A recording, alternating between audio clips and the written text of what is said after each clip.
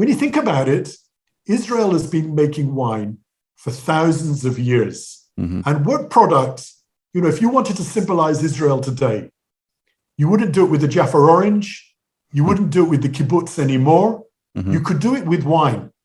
And if you wanted to symbolize Israel in ancient times, in biblical times, mm-hmm.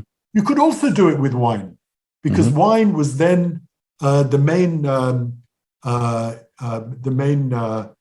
financial income they had was by exporting wine and making wine.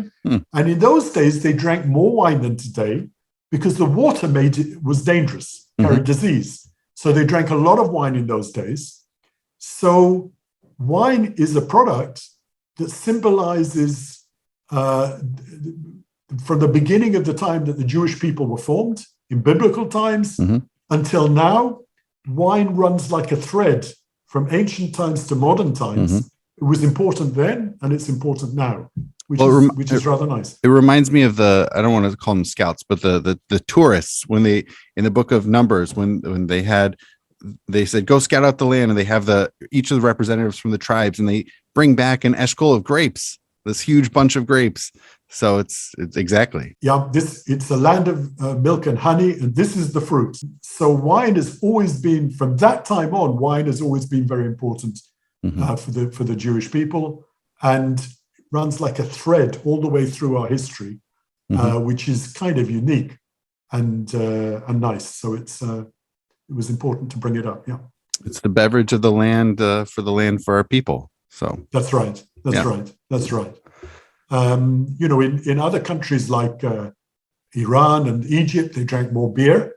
But in Israel, it was always wine. And of course, when Rothschild first went to Israel, they planted everything. They planted wheat because they wanted bread. They planted potatoes because they wanted something to eat. And these failed enormously because they didn't grow in the coastal region of Israel. Yeah. And eventually, they surveyed the land. They sent a viticulturist over to do a survey. And he wrote back, this is the Eastern Mediterranean. Read your Bible.